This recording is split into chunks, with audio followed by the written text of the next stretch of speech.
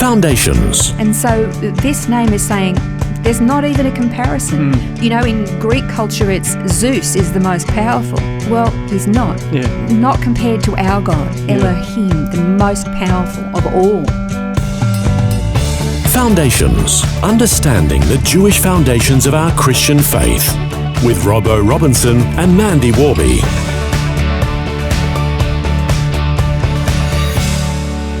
Our finite humanness means that it's very difficult to understand who God is. He's revealed himself to us in a variety of ways to help us. And one of the ways is through his names. There are many different names that describe God. And he goes by various names to reveal certain characteristics and facets about himself. And we're going to be working through a bit of a series on the names of God. Today, we're going to learn about the name Elohim. Elohim, exactly. I've always been fascinated by his names because I can remember years and years and years ago thinking, why does he have to have so many names?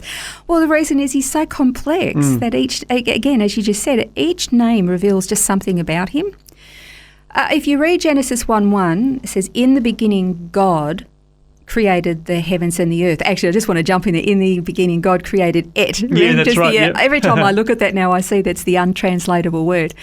But when it says God there, the Hebrew word is Elohim. So Elohim is the Hebrew word for God that appears in this particular verse. Actually, it appears many times throughout the Bible. But it's plural. Okay, El, it could possibly be Eloah, but El means God, and Him means that is a name that is plural. Now, this I've got to stress this.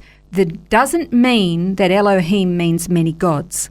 All right, it just means that there is a plurality to who God is. Yeah. Hence, so many names, I guess, because he's so multifaceted. But we in the Christian world would say this is the Godhead, and then we would define it even further and say the Trinity.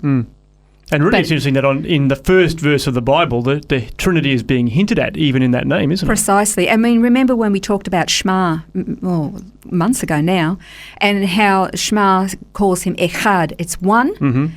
Yet this particular name, right in the very first verse, is saying that he is plural, that he is not simply one as an isolated solo entity. So it can be kind of confusing for me. But again, I do want to emphasize again, this is not saying that God is multiple gods. Okay, because again, it can be very confusing. People will then, say, "Oh, you said God is many gods." No, he's not.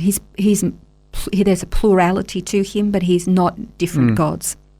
So the name Elohim it's very unique in Jewish thought in that it occurs only in the Hebrew language. It's not found in any other Semitic languages either.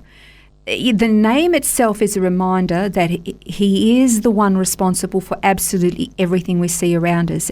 He created the heavens, the earth, he separated light from darkness, water and dry land, night and day. So he is this all-powerful, all-encompassing, everything God. That's what Elohim means. He is everything. This most powerful, most exorbitant, most extreme. If you think about what is the most powerful, multiply that by a bazillion. He is everything. It's all encompassed in this name. And not many people are aware of the fact that Jesus actually used a form of this particular name for God when he was in Gethsemane and when he was praying to the Father, where he said, Eloi, Eloi, lama sabachthani. He said, my God, why have you forsaken me? Actually, that wasn't Gethsemane. He was on the cross when he said that. But that word Eloi, Eloi is El. It's Eloi, Elohim. He was calling out in that darkest of times for the most powerful entity in the universe, his Father, who was the supreme power. And he was calling out to him in that agony that he was experiencing on the cross. You can read that in Mark 15. But the really interesting thing about God, and there are a lot of very interesting things about God, but one in particular is that he has so many names. They all say something about who he is, so big and complex. Now, again, the name Elohim being plural, not singular, and not many gods either, but It's like, when we say he is the God of all gods, he is the King of all kings, he is the Lord of all lords. Yeah. We know there are no other gods, but if you look throughout history, there are many people who claim that there are gods. And so this name is saying there's not even a comparison. In Greek culture, it's Zeus is the most powerful. Well, nah, he's not. Yeah. Not compared to our God, Elohim, the most powerful of all. Well, I love when you see King of Kings and Lord of Lords. It's the capital K, King, of lowercase kings, because he is that supreme ruler. Yes, yeah, he is. And one of I'm just digressing here as you said that. I kind of think back to the stories in the Old Covenant about like when the Philistines were confronted. They captured the ark. And then they'd walk into the temple of Dagon, and Dagon's on his face, and his hands are broken, his head's broken, That's right. and then the whole of the population are getting boils and hemorrhoids, and my first thought was, okay, they sent God away, but they wanted to go back to their own God who was impotent. Yeah. When they could have embraced the one true God who was demonstrating so much power, I think of those things, and I think I don't get why people reject. Yeah, they see the power and then walk away from it anyway. It doesn't make sense to me. It doesn't make sense to me at all. Now, in Genesis 1:27, it says, God created man in his own image. In the image of God, he created him, male and female, he created them. Now, the Hebrew word for image is tselem, and it means likeness, resemblance, or a semblance, and it also can mean like a phantom and a figurative illusion or a representative figure, which is what we are. Sometimes what we do is we think we're made in his image and likeness because he's divine, we're divine. We are not gods. We are not divine. We may be eternal creatures, but we're not divine. What this here is saying, this image means that we are a resemblance of him, having his likeness. We are a figurative illusion or representative figure of him, but we are not divine like him.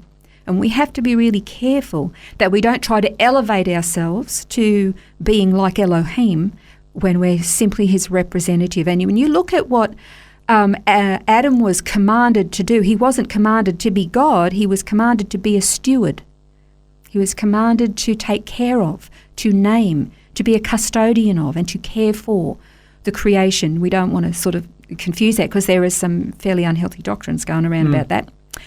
And the other thing too is that because God is so high and so lofty and powerful and almighty, the creator, and again, when you look at all the descriptions that describe God, it says that he can see us. So we think, oh, he's got eyes. And his arm is strong. So, he's got arms. And he can hear us. Oh, he's got ears, and his heaven is his throne and the earth is his footstool. So we kind of think, oh, he's a physical person, but he's not. But he uses those words because that's our form and we can then relate to him and understand. And what's really important is that we don't humanize him, but that we remember that he is explaining himself in terms and according to methods that we can understand so that we can become or get to know him. But we also know that being sinful means that we cannot actually look upon God and survive. So how do we then have this reconciliation so that we can actually be in relationship with this loving creator who wants to be in relationship with us?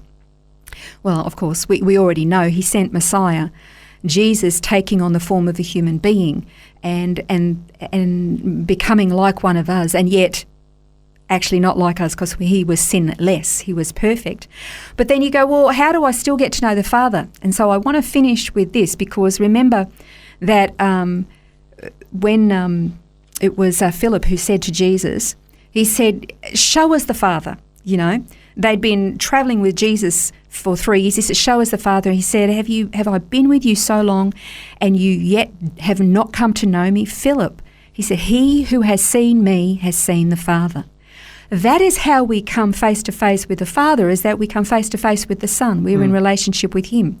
He cleanses us. He makes us clean. And the day is coming when we will breathe our last, and then we will actually stand face to face with him, and it will not be our demise, it will be our future. What a wonderful promise and something to look forward to. Well, we're going to explore another name of God in our next program. We're going to learn about the name El Roy. This has been Foundations, a look at the Jewish foundations of our Christian faith. For study notes, resources and more, see vision.org.au/foundations.